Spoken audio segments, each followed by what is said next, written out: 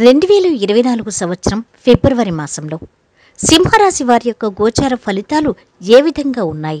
ఫిబ్రవరి 1వ తారీఖు నుండి 30వ తారీఖు వరకు ఈ మాసాంతం అంతా కూడా వారికి ఎలా ఉంటుంది? ముఖ్యంగా వారు చేసే వృత్తి, ఉద్యోగ, వ్యాపారాలు, చదివే విద్య, వైవాహిక జీవితం, సంతానం, ఉద్యోగం, వ్యాపారం, ఆర్థిక విషయాలు, సంతానం, ఆరోగ్యం, ఈ విషయాలన్నీ కూడా వీరికి అసలు ఎలా ఉండబోతున్నాయి?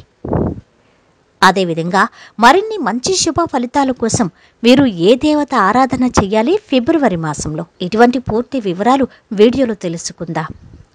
అన్నింటికన్నా ముందు మా ఛానల్ని మీరు మొదటిసారి చూస్తున్నట్టయితే కనుక ఛానల్ని సబ్స్క్రైబ్ చేసుకోండి. పక్కనే ఉన్న బెల్ ఐకాన్ని యాక్టివేట్ చేసుకోండి. దీనివల్ల మేము చేసే ప్రతి వీడియో నోటిఫికేషన్ ద్వారా మీ దాకా చేరుతుంది. ఇక సింహరాశికి అధిపతి రవి. అయితే సింహరాశి వారికి ఫిబ్రవరి మాసంలో గోచార ఫలితాలు ఏ విధంగా ఉన్నాయి? అసలు గోచారం అంటే గ్రహచారం. గ్రహచారం అంటే గ్రహాల స్థితి, యుతి, దృష్టి, కలయిక, వీటన్నిటి వలనే ఫలితాలు ఆధారపడి ఉంటాయి. అయితే ఫిబ్రవరి మాసంలో వీరి యొక్క గ్రహస్థితి ఏ విధంగా ఉంది అనేది తెలుసుకున్నట్టయితే దాన్ని బట్టి ఫలితాలు ఏ విధంగా ఉంటాయి అనేది మనం తెలుసుకోవచ్చు. ఇక సింహరాశి వారికి గ్రహస్థితి ఫిబ్రవరి మాసంలో ఏ విధంగా ఉంది అనేది చూద్దాం. కుజుడు ఫిబ్రవరి 5 నుండి 9వ స్థానమైన ధనుస్సు రాశిలో ఉంటాడు. 6వ తారీఖు తర్వాత మకర రాశిలో స్థితి పొందుతాడు.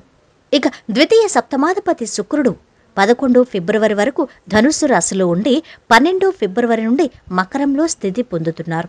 తృతీయ షష్టమాధిపతి బుధ గ్రహం 19 ఫిబ్రవరి వరకు మకరంలో స్థితి పొంది 20 ఫిబ్రవరి నుండి వీరు కుంభరాశిలో స్థితి పొంది ఉన్నాడు. శనీశ్వరుడు దశమ లాభాధిపతి.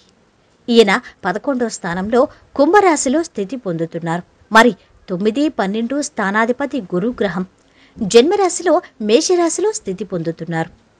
మాసాంతం అంతా కూడా అక్కడే ఉంటారు. ఇక పంచమాధిపతి రవి అంటే రాశినాథుడు రవి 13 ఫిబ్రవరి వరకు మకరంలో ఉండి 14 ఫిబ్రవరి నుండి కుంభరాశిలో స్థితి పొందుతున్నాడు. ఇది వీరి యొక్క గ్రహస్థితి. దీన్ని బట్టి ఫలితాలు ఎలా ఉన్నాయి, ఏ రంగాల్లో ఎటువంటి మార్పులు, ఫలితాలు ఉంటాయి అనేది చూద్దాం. రాశినాథుడు రవి 6వ స్థానంలో సంచరిస్తున్నాడు. అయితే ఇది ఏ విషయాలను తెలియజేస్తుంది? ముఖ్యంగా విద్యార్థులకు ఏ విధంగా ఉంటుందంటే, రాశినాథుడు రవి 6వ స్థానంలో సంచరిస్తున్నాడు కాబట్టి 6వ స్థానం అనేది విద్యకు సంబంధించి స్థానం. కాబట్టి విద్యార్థులకు చాలా బాగుంటుంది. ఈ మాసంలో ఎవరైనా కాంపిటేటివ్ ఎగ్జామ్స్ రాయాలనుకున్నా వారికి చాలా మంచి ఫలితాలు ఉంటాయి. ఇక విద్యార్థులే కాదు, విద్యార్థులు కాంపిటీషన్స్లో నెగ్గుతారు. అంతేకాదు శత్రువులపై విజయాన్ని సాధిస్తారు. ఇక 2వ స్థానంలో కేతువు ఉన్నందున మీరు ఏదైనా ఆర్థిక లావాదేవీలు జరుపుతున్నట్టయితే కాస్త జాగ్రత్తగా ఉండాల్సిందే.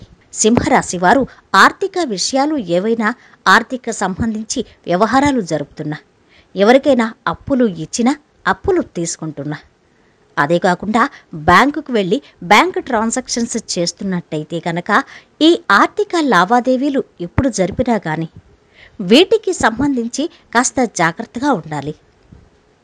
పెద్ద మొత్తంలో ఆర్థిక లావాదేవీలు జరుపుతున్నప్పుడు గణపతిని తలుచుకుని ఆ పని చేయాల్సి ఉంటుంది. ఎందుకంటే 2వ స్థానంలో కేతు ఉన్నాడు కాబట్టి జాగ్రత్తగా ఉండాలి. ఇక గురువు యొక్క దృష్టి 3వ స్థానం మీద ఉంది. దీనివలన వీరికి ఎటువంటి ఫలితాలు ఉంటాయంటే, కొత్తగా అగ్రిమెంట్స్, కొత్త పనులు ప్రారంభించడానికి బాగుంది. ఎందుకంటే గురువు దృష్టి ఉంది కాబట్టి. కొత్తగా అగ్రిమెంట్స్ వ్యాపారాల్లో చేసుకున్నా, ఉద్యోగాల్లో అగ్రిమెంట్స్ చేసుకుంటున్నా, కొత్త పనులు ప్రారంభించాలనుకుంటున్నా వీరికి చాలా బాగుంది. సమయం మంచి సమయం అనే చెప్పాలి. ఇక ఈ మాసంలో సంతానం కోసం చేసే ప్రయత్నాలు సఫలీకృతమవుతాయి. ఎందుకంటే గురువు దృష్టి బాగుంది. ఇప్పటి వరకు సంతానం లేక సంతానం కోసం ప్రయత్నిస్తున్న వారికి ఈ సమయం ది బెస్ట్ అని చెప్పొచ్చు. ఎందుకంటే 3వ స్థానం మీదే కాకుండా 5వ స్థానంలో కూడా గురువు యొక్క దృష్టి ఉంది. కాబట్టి సంతానం కోసం ప్రయత్నిస్తున్న వారికి మంచి సమయం. ఇక కొత్తగా వివాహం చేసుకునే వారికి, వివాహాల కోసం ప్రయత్నిస్తున్న వారికి, ఆ దిశగా ఎవరైనా ప్రయత్నాలు చేస్తున్నట్టయితే గనక సమయం కాస్త తక్కువగానే అనుకూలతగా ఉంది అని చెప్పొచ్చు. ఎందుకంటే సప్తమంలో శని ఉన్నాడు. శని దగ్గరికి రాష్ట్రాధిపతి రవి కూడా వెళుతున్నారు. అందువల్ల వివాహానికి సంబంధించి ఏవైనా ప్రయత్నాలు చేస్తున్నట్టయితే కనుక ఆ దిశగా వచ్చే ఫలితాలు కాస్త అనుకూలంగా లేవనే చెప్పాలి. ఎందుకంటే ఏదైనా వివాహ ప్రయత్నాలు చేస్తున్నట్టయితే మీ నుండి సముఖత ఉంటుంది. అవతలి వారి నుండి సమాధానం అంత త్వరగా రాదు. ఇటువంటివి ఎక్కువగా జరుగుతూ ఉంటాయి. కాలయాపన ఎక్కువగా చేస్తారు అవతలివారు. మొత్తానికి 14 ఫిబ్రవరి తర్వాత కొంత వివాహ ప్రయత్నాలు అనుకూలిస్తాయి. ఇక మీ యొక్క జన్మ జాతకంలో ఉద్యోగానికి సంబంధించి అంశాలు ఎలా ఉన్నాయి అనేది చూద్దాం. దశమ స్థానాధిపతి శుక్రుడు కుజ బుధులతో పంచమ స్థానంలో ఉన్నారు. దీంతో ఉద్యోగంలో కొంత ఒత్తిడి, ఘర్షణపూర్వక వాతావరణం ఉంటుంది ఉద్యోగస్తులకు. ఎందుకంటే కొన్ని పాలిటిక్స్ జరుగుతాయి మీ మీద రాజకీయాలు జరుగుతాయి. ఉద్యోగ సంబంధించి విషయాల్లో పై అధికారులు, తోటి వారితో కూడా మీకు ఒత్తిడి, ఘర్షణపూర్వక వాతావరణం, చికాకులు ఇటువంటివి ఎక్కువగా ఉంటాయి. ఇక శుక్రుడు 12వ తేదీన మారుతున్నాడు. కాబట్టి 12వ తారీఖు లోపల కొన్ని మార్పులు జరుగుతాయి. అదేంటంటే మీరున్న ప్రదేశం నుంచి వేరే ప్రాంతానికి షిఫ్ట్ అవ్వటం ఇటువంటివి జరుగుతాయి.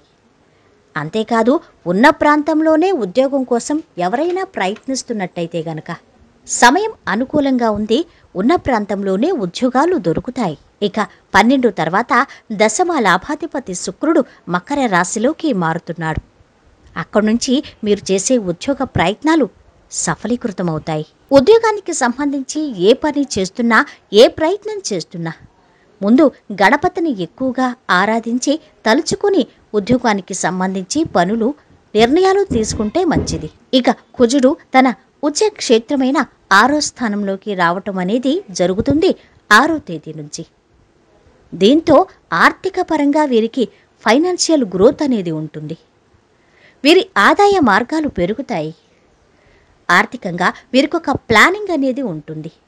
ఖర్చులపై నియంత్రణ ఉంటుంది. అంతేకాదు శత్రువులపై విజయాన్ని కూడా సాధిస్తారు ఈ సింహరాశి వారు. ఇక స్పోర్ట్స్, కళారంగంలో ఉన్నవారికి మంచి సమయం ఇదని చెప్పాలి. ఇక వీరు చేయవలసిన దేవతారాధన దత్తాత్రేయుని ఎక్కువగా ఆరాధించాలి. ఓం శ్రీ గురుదత్త అనే మంత్రాన్ని ఎక్కువగా జపించాలి. దీంతో వీరి యొక్క గురుబలం పెరుగుతుంది. కాబట్టి గురుబలం బాగుంటే అన్ని విషయాల్లో కూడా కలిసొస్తుంది వీరికి.